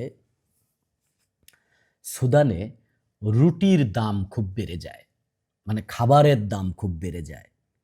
সো খাবারের দাম যদি খুব বেড়ে যায় তাহলে মানুষের মধ্যে একটা ব্যাপক উত্তেজনা সৃষ্টি হয়, মানে মানুষ রাস্তায় নেমে আসে। তখন এইখানকার প্রেসিডেন্ট ছিলেন হচ্ছে ওমর আল বাশির, এবং তিনি 30 বছর সুদানকে শাসন করতেছিলেন, 30 বছর। এবং এই তীব্র আন্দোলনের ফলে এপ্রিল 2019-এ মিলিটারি এই প্রেসিডেন্ট বাশিরকে ক্ষমতাচ্যুত করে এবং সুদানে গণতন্ত্র শুরু হবে, এরকম একটা আন্দোলন তৈরি হয়। কিন্তু ক্ষমতা নিছে তো মিলিটারি। কিন্তু গণতন্ত্র জন্য যখন আন্দোলন শুরু হয় তখন মিলিটারি গুলি করে 100 জনের বেশি এই গণতন্ত্রের জন্য যারা আন্দোলন করতেছিল 2019-এর জুনে এরকম 100 জনের মতন মানুষকে খুন করে ফেলে। তখন পরিস্থিতি আরও ঘোলাটে হয়। তখন আগস্ট মাসে সিভিলিয়ান এবং মিলিটারি মিলায়ে তারা একটা সরকার গঠন করে, বাংলাদেশের মতন ইন্ট্রিম গভর্নমেন্ট বা অন্তর্বর্তীকালীন সরকার। এই সরকারের দায়িত্ব ছিল সুদানে গণতন্ত্র চালু করা এবং কিছু সংস্কারের মাধ্যমে 3 বছর পরে 2023 সালে তারা সুদানে নির্বাচন দিয়ে নির্বাচিত সরকারের হাতে ক্ষমতা ছেড়ে দিয়ে এরা চলে যাবে। এবং এই সরকারের যিনি প্রধান ছিলেন তিনি ছিলেন হচ্ছে হামদক। এই হামদক একজন অর্থনীতিবিদ, গুণী ব্যক্তি, ইউএনএ চাকরি করছে, বেশ বড়সড় মাপের লোক আর কি। এবং মিলিটারিরা একে নিয়ে মিলিটারি এবং তারা মিলায় এদেরকে একটা ক্ষমতায় বসায় আর কি।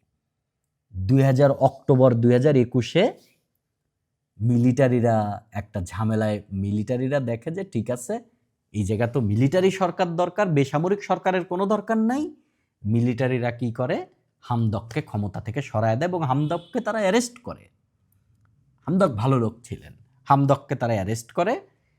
এরপর থেকে ব্যাপক প্রোটেস্ট হয় এবং সুদানে মিলিটারির তিনি হচ্ছে জেনারেল বুরহান, এই হচ্ছে general Burhan.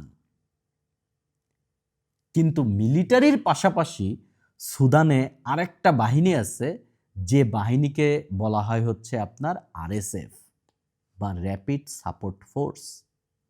They are the main villain, rapid support force. এবং এই র্যাপিড সাপোর্ট প্রধান হচ্ছে তিনি নাম হচ্ছে ডাগালো। এ হচ্ছে ডাগালো। এবং ডাগালোর আর এক নাম হচ্ছে হেমেদিত। তো এই হেমেদতি বা ডাগালো, এখন আপনি চিন্তা করেন মিলিটারি হচ্ছে আপনার মূলত ক্ষমতায়, তাহলে মিলিটারি কিন্তু সুদানে 2 ধরনের, একটা হচ্ছে সরকারি মিলিটারি বা সেনাবাহিনী, আর একটা হচ্ছে প্যারামিলিটারি। বাংলাদেশে এক সময় কিন্তু আপনার এরকম ছিল প্যারামিলিটারি গ্রুপ যাদের নাম ছিল রক্ষী বাহিনী, অফিসিয়াল মিলিটারি না, এরা কিন্তু প্যারামিলিটারি। এই প্যারামিলিটারির প্রধান হচ্ছে আপনার এই যে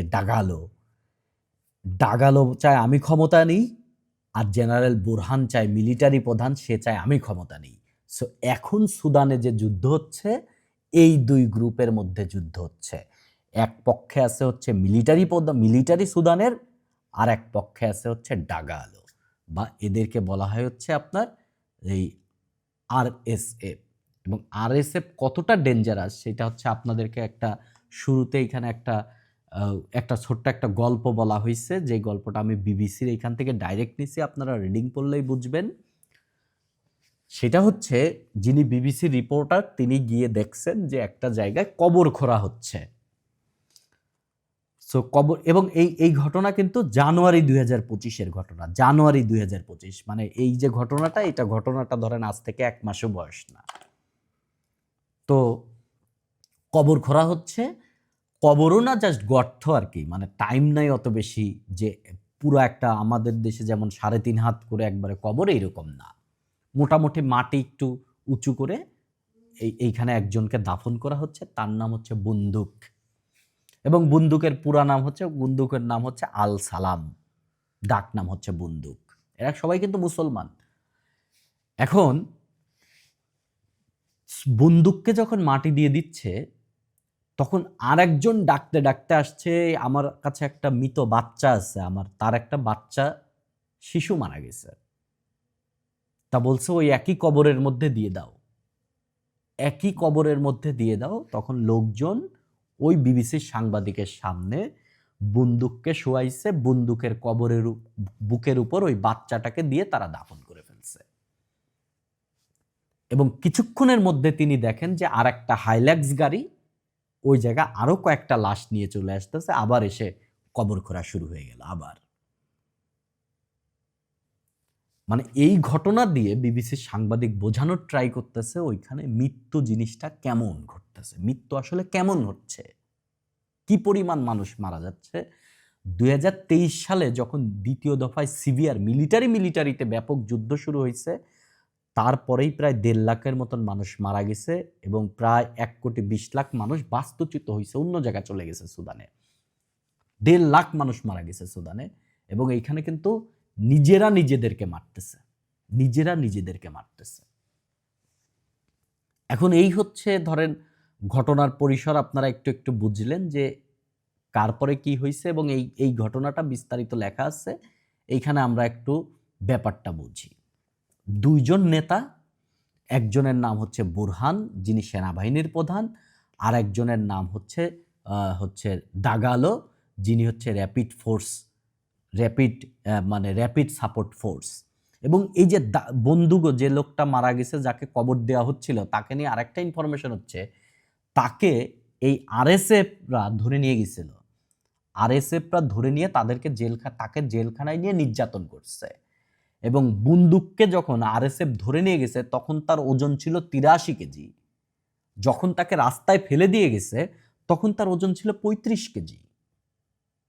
তার মানে নির্যাতনের লেভেল দেখেন, নির্যাতনের লেভেল। ধরে নিয়ে গেছে 83 কেজির ওজনের একজন মানুষ, রাস্তায় ছেড়ে দিয়ে গেছে 35 কেজি, এবং তার বোন যা রাস্তা থেকে বাসায় নিয়ে আসতে 10 দিনের মাথায় বন্দুক মারা গেছে, এবং বন্দুককে কবর দিতে গিয়ে তার বুকের উপর আর একটা শিশুকে কবর দিয়ে দিচ্ছে। মানে এটা হচ্ছে দৈনন্দিন ঘটনা সুদানের।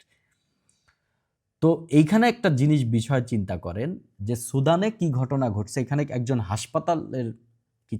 হাসপাতালের ডাক্তারের কিছু বলা হয়েছে। সুদানের যুদ্ধের কারণে সুদানের যে হাসপাতাল আছে তার 60 থেকে 70% হাসপাতাল ধ্বংস হয়ে গেছে, এবং তাদের যে ওষুধ উৎপাদনের ব্যবস্থা সেই ব্যবস্থাও ধ্বংস হয়ে গেছে। এবং রিসেন্ট টাইমে আমেরিকার ঘোষণায় ইউএস এইডের কার্যক্রম বন্ধ হওয়ার ফলে একদল লোক সুদানে এই যে নিত্য প্রয়োজনীয় ওষুধ দিতে গিয়ে তারা বসে আছে, ওষুধ নিয়ে বসে আছে, দিতে পারতেছে না। ওষুধ নিয়ে তারা বসে আছে, দিতে পারতেছে না। এবং আফ্রিকার আরো কিছু দেশে তারা এইডসের ওষুধ নিয়ে বসে আছে, দিতে পারতেছে না। এমন না যে আমেরিকা থেকে আসে নাই, তারা ওষুধ নিয়ে গেছে আফ্রিকাতে, ওষুধ নিয়ে বসে আছে, কিন্তু নীতি নির্ধারক পর্যায়ের ডিসিশন হওয়ার কারণে তারা দিতে পারতেছে না। এবং বিশ্ব স্বাস্থ্য সংস্থার রেড ক্রসের মতন কোনো প্রতিষ্ঠান সুদানে দেখা যাচ্ছে না, রেড ক্রসের মতন প্রতিষ্ঠান সুদানে দেখা যাচ্ছে না, এটা ডাক্তার নিজে বলতেছে। এবং সে বলতেছে আমরা তাদেরকে কখনোই এখানে দেখিনি, হয়তো তারা সুদান থেকেই উড়ে চলে গেছে। অর্থাৎ সুদানের যে পোর্ট সুদান হচ্ছে একবারে লোহিত সাগরের ওইখানে তাদের বন্দর, ওইখান থেকে চলে আসছে। এখন আপনি চিন্তা করেন যে ঘটনাটা আপনি দেখেন যে কে কোন কোন অঞ্চলকে নিয়ন্ত্রণ করতেছে। র্যাপিড সাপোর্ট ফোর্স আরএসএফ এরা কিন্তু মেইন ভিলেন, আমি বারবার বলতেছি, এরা কিন্তু মিলিটারি না, এরা এই যে পিঙ্ক কালারের অংশটাকে এরা নিয়ন্ত্রণ করতেছে, আর যেটা হচ্ছে একটু হলুদ টাইপের এইটাকে পুরা নিয়ন্ত্রণ করতেছে সুদান আর্ম ফোর্স। এরা হচ্ছে মেইন স্টেক হোল্ডার, আরও আদার গ্রুপ আছে এইখানে। এবং কারা কতগুলা হামলা করতেছে এ পর্যন্ত আপনি এই যে টোটাল 1300 মতন হামলা করছে হচ্ছে র্যাপিড সাপোর্ট ফোর্স, এবং এই হামলা কিন্তু অল ভায়োলেন্ট ইনসিডেন্টস টার্গেটিং সিভিলিয়ানদেরকে। আর 200 মতন হামলা করছে হচ্ছে সুদান আর্ম ফোর্সেস যারা মিলিটারি, আর মোটামুটি 300-র কাছাকাছি হামলা করছে হচ্ছে আদার গ্রুপ। আর যেখানে র্যাপিড সাপোর্ট ফোর্স তারাই হামলা করছে হচ্ছে 1300-র মতো। এর একটা কারণ আছে। এই র্যাপিড সাপোর্ট ফোর্সকে সাপোর্ট দেয় হচ্ছে ইউএই বা সংযুক্ত আরব আমিরাত। আর সংযুক্ত আরব আমিরাত মানেই কি সেই ইউএসএ ব্যাক। রাজনীতি কিন্তু এরকমই, কেননা আরএসএফ এর মাধ্যমে আরএসএফকে যে ইউএই অস্ত্র দেয়, ডাইরেক্ট অস্ত্র কিন্তু না, পশ্চিমাদের কাছ থেকে অস্ত্র এনে দেয়, টেকনোলজি দেয়, গোলাবারুদ দেয়, বিনিময়ে তারা স্বর্ণ নেয়। সেই স্বর্ণ দুবাইয়ের বড় বড় জায়গায় বিক্রি হয়। এবং আরএসএফের এগেনস্টে কে সুদানের আর্মি। তাহলে আর্মিকে অবশ্যই, আর্মি কিন্তু এখন মেইন ক্ষমতায়, তাহলে আর্মিকে এখন অবশ্যই তারা কারা দিবে? তাহলে আমেরিকা এদের এগেনস্টে যারা আছে এদেরকে কিছুটা দেয় হচ্ছে আপনার ইরান, কিছুটা দেয় হচ্ছে রাশিয়া, এবং রাশিয়া আরও বড় করে দিবে, কেননা এইখানে কিন্তু রাশিয়ার রিসেন্ট টাইমে বড় অনুমোদন হয়ে গেছে, রাশিয়া এখানে তাদের নেভাল বেস করবে। এবং এই রিসেন্ট সপ্তাহখানেক আগে এই চুক্তি পাস হয়ে গেছে। এই নেভাল বেসের পারমিশন দিচ্ছে কারা? মিলিটারি, সেনাবাহিনী, সুদানের সেনাবাহিনী। কেন? কেননা আরএসএফকে দিচ্ছে যারা প্যারামিলিটারি গ্রুপ, এদেরকে সাপোর্ট দিচ্ছে পশ্চিমারা। পশ্চিমারা বলতে মেইন স্টেক হোল্ডার কিন্তু ইউএই, আর ইউএই মানেই তো আমেরিকা ব্যাকড। সো ইন্টারনাল কনফ্লিক্টের কারণে রাশিয়া এখানে আসতেছে। রাশিয়া এখানে আসার মেইন কারণ কি? কেননা আসাদ সরকারের পতন হওয়ার কারণে সিরিয়াতে যে তাদের তার্তুস বন্দরের যে নৌঘাঁটি ছিল এবং তাদের একটা বিমান ঘাঁটি ছিল, এবং পুরা ভূমধ্য আফ্রিকা অঞ্চলটাকে মানে পুরা মিডিল ইস্টকে নিয়ন্ত্রণ করা, এবং ভূমধ্য সাগরে তাদের একমাত্র নেভাল বেস রাশিয়ার, সেটা হুমকির মুখে পড়ছে। কিন্তু আহমেদ আল সারা, যিনি এইচটিএস এর প্রধান, যিনি বর্তমান ডিফ্যাক্টো নিজেকে প্রেসিডেন্ট দাবি করেছেন সিরিয়ার, তার সাথে কিন্তু পুতিন ওভার ফোনে কথা বলেছেন এবং তাকে রাশিয়ায় দাওয়াত দিয়েছেন। এবং এইখান থেকে বোঝা যায় যে পুতিন এই আহমদ আল সারার সাথে কি গল্প করেছে।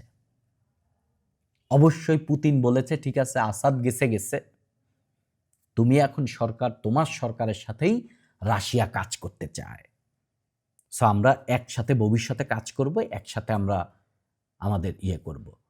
তার মানে যে রাশিয়া 2015 সাল থেকে বাশার আল আসাদের সাথে ডাইরেক্ট মিলিটারিলি হলো এবং রাশিয়ার ট্রুপস পাঠালো, অ্যাটাক করলো, সে এখন তার প্রয়োজনে নতুন সরকার বা এইচটিএস এর সাথে এখন কথাবার্তা বলতেছে, ডিপ্লোম্যাটিক রিলেশন বিল্ড আপের চেষ্টা করতেছে, যেন তার তার্তুস বন্দরের ঘাঁটি টিকে থাকে। এবং রিপ্লেসমেন্ট হিসেবে সে সুদানের সাথে ভালো মতন রিলেটেড হচ্ছে, এবং সুদানের এইখানে আপনার সে পোর্ট নেভাল নৌঘাঁটি করতেছে। 25 বছরের চুক্তি হচ্ছে তাদের। এবং এই ইথিওপিয়ার কাছে যে ইরিত্রিয়া এবং জিবুতি, এইখান দিয়ে কিন্তু মেলা মেলা দেশ, আমেরিকা বলেন, এইখানে আপনার ইউকে বলেন, ফ্রান্স বলেন, সবারই নৌঘাঁটি এইখানে আছে।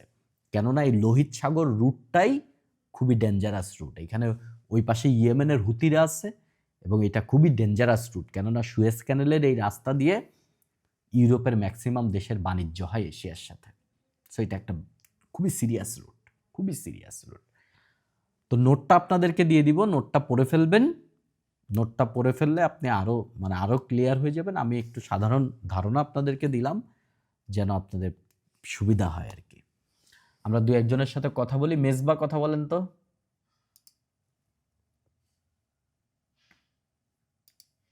মেজবা কি বলতে চান?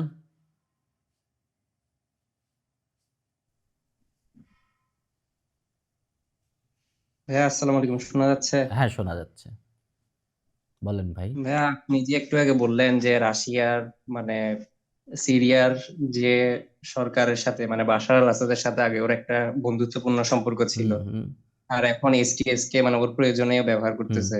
ব্যবহার তো না, এটা কি সম্পর্ক বিল্ড আপ করার চেষ্টা করতেছে। আহ, আচ্ছা, এটা কি হতে পারে যে আমরা যে একটা দেখলাম মানে ডুয়েল ট্র্যাক ট্র্যাক ডিপ্লোমেসি, হুম এটা কি হতে পারে যে মানে ট্র্যাক ওয়ান ডিপ্লোমেসি তো বোঝায় যে মানে সরকারের সাথে হুম ডাইরেক্ট হুম হুম একটা সম্পর্ক রাখা, আর এরকম বিচ্ছিন্নতাবাদী যেগুলো আছে ওদের সাথে সম্পর্ক রাখা, এটা হচ্ছে মানে হুম ট্র্যাক টু এর মধ্যে পড়ে। এই দুইটা মিলে কি মানে না ডুয়াল না, ট্র্যাক এটা ডিপ্লোমেসি এটা এটা রাশিয়া আমরা করেছে? বলতে পারি না ডাইরেক্ট, কেননা এখন তো তারা ডিফ্যাক্টো সরকার।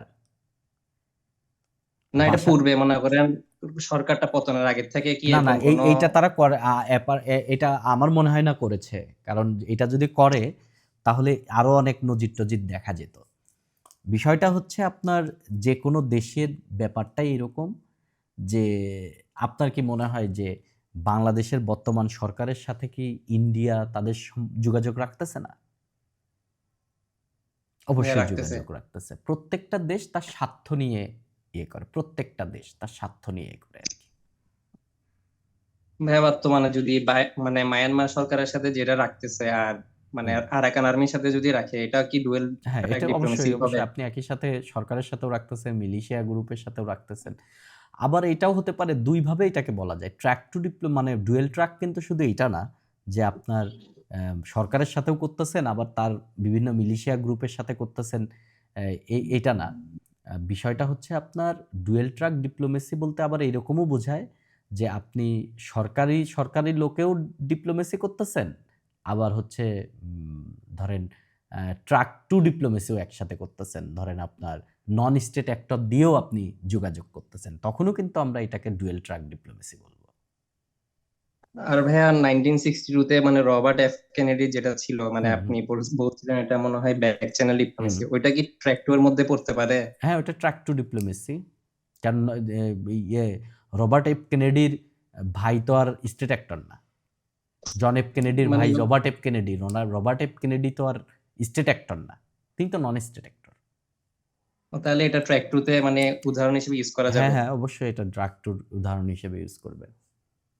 আচ্ছা ভাই, আরেকটা লাস্ট কোয়েশ্চেন ছিল মানে করিডোর আর ট্রানজিট নিয়ে, মানে এগুলো নেপাল নিয়ে আমরা থেকে। আরো কথা বলবো, ভারত বাংলাদেশ রিলেশনেও আপনাদেরকে একটা জিনিস বলি, একটা বর্তমান রিলেভেন্ট একটা ভালো জিনিস আপনাদেরকে বলি। এই যে প্রথমা পাবলিকেশনে গেলে আপনারা এই বইটা পাবেন। এই বইয়ের খবর আসলে অনেকেই বোধহয় জানেই না। এটা হচ্ছে আমাদের বর্তমান যে পররাষ্ট্র উপদেষ্টা এম তৌহিদ হোসেনের লেখা একটা বই, ভারত বাংলাদেশ সম্পর্কের 50 বছর।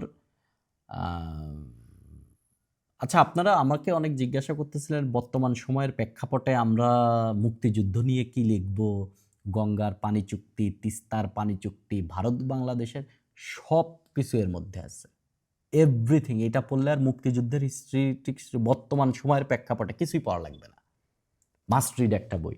এবং এমন হবে জানেন, দাগাইতে দাগাইতে আপনার বই পড়তে গেলে দাগাইতে দাগাইতে মনে হবে যে আপনার পুরা পেজই দাগায় ফেলতে হবে।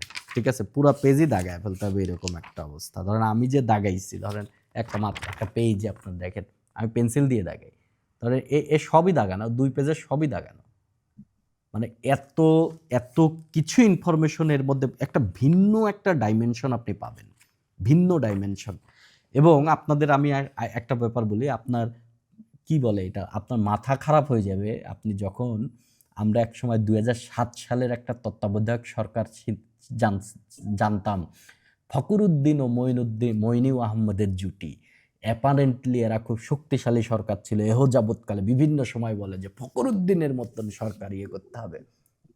পড়লে আপনি বুঝতে পারবেন যে যত গর্জে তত বসছে না। এবং ভাইয়া ওই আমলেরই তিনি ছিলেন, এই যে এম তৌহিদ হাসান ওই আমলে আমাদের পররাষ্ট্র সচিব ছিলেন তিনি।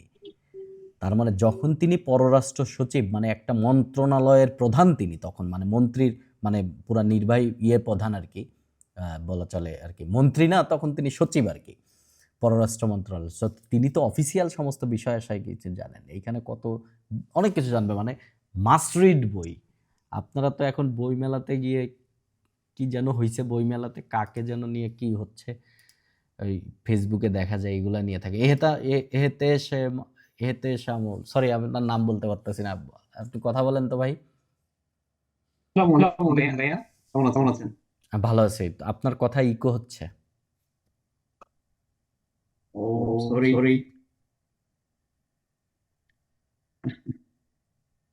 ভাইয়া আমি কয়েকটা প্রশ্ন করতে চাচ্ছিলাম। বলেন। শুনতে পাচ্ছেন? আপনার কথা ইকো হচ্ছে। বইটা পাবেন হচ্ছে রকমারিতে পাবেন, বইটা পাবেন হচ্ছে বইমেলার প্রথমা পাবলিকেশনে, প্রথমা থেকে পাবলিশ হয় আর কি।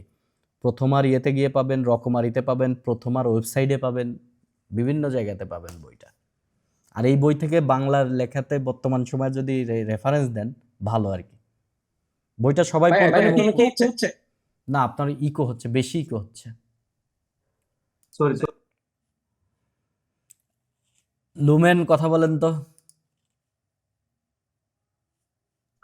আসসালামু আলাইকুম ভাইয়া, ভালো ওয়ালাইকুম আছেন? আসসালাম ভাই, বলেন কি অবস্থা। ভাইয়া একটু আউট অফ দ্য টপিক, আপনার বলেন। গণিত ব্যাচের ভর্তির ডিটেলসটা যদি একটু আচ্ছা, বলতেন গণিত ভাইয়া। আপনাদের তো আমি একদিন ক্লাস নিব, শোনেন। ওই দিন ক্লাস নিতে নিতে কারেন্ট চলে গেছিল, পরে আমি পাওয়ার সাপ্লাই চালু করব করি নাই। ওই দিন ঠান্ডা ঠান্ডা লাগছিল, মাথা পাটা ভালো, পড়াতেও খুব একটা ভালো লাগতেছিল না, মানে যে পড়ানোর যে একটা ভাব, ওই ভাবটাই আসে নাই। তো যাই হোক, আপনাদের আমি একদিন ক্লাস নিব। আর আমি বলেছিলাম 21শে ফেব্রুয়ারি শুরু করব। ওই ব্যাচটা আমি 21শে ফেব্রুয়ারি আসলে শুরু করতে পারবো না। ওইটা বোধহয় মার্চ 1-2 তারিখে শুরু করব, কেননা আমার একটু কাজ পড়ে গেছে মাঝখানে, খুবই জরুরি কাজ। সো আমরা মার্চ 1-এ শুরু করব। তবে বেশ কিছু মানুষ দেখলাম ভর্তি হয়েছে, এবং আমাদের ব্যাচে যারা পড়ে তারাও ভর্তি হয়েছে। তো আমি চাচ্ছি যে আপনারা যারা আমার ব্যাচে অলরেডি ভর্তি আছেন, আপনাদের কাছ থেকে আমি এই ব্যাচের যে কস্ট আর কি, এটার 50% কস্ট নিব আর কি। মানে যে অনেকেই ভর্তি হয়ে গেছেন আমার ব্যাচের থেকে, আপনারা যারা আমার কাছে পড়েন আবার ওই ব্যাচে ভর্তি হয়েছেন এবং 2500 টাকা দিয়েই ভর্তি হয়েছেন, আপনাদের টেনশন করার কিছু নেই, আপনাদের 50% টাকা আমি ব্যাক দিয়ে দিব। সো আপনাদেরকে জন্য আমি 50% দিব, এবং ধরে নেন আমরা মার্চ 1 তারিখ শুরু করব। আর এর আগে আমরা একজন লেখছে ম্যাথ কি বাদ দিয়ে দিবে। ম্যাথ আসলে এগুলো সব কথার কথা, ম্যাথ কোনো কিছুই বাদ দিবে না। যত সংস্কার প্রস্তাব হচ্ছে, সব সংস্কার হবে না, কেননা জাতীয় ঐক্যমত্য হওয়ার একটা ব্যাপার-স্যাপার আছে, বিভিন্ন ব্যাপার-স্যাপার আছে। এগুলা নিয়ে আমরা আরও কয়েকদিন যাক, এই যে এরকম কন্টেম্পোরারি আলাপ আলোচনা হবে, তখন আপনারা ধীরে ধীরে ক্লিয়ার হবেন আর কি। ঠিক আছে, আজকে আর আলাপ আলোচনা না করি, সবাই ভালো থাকেন, শুভরাত্রি।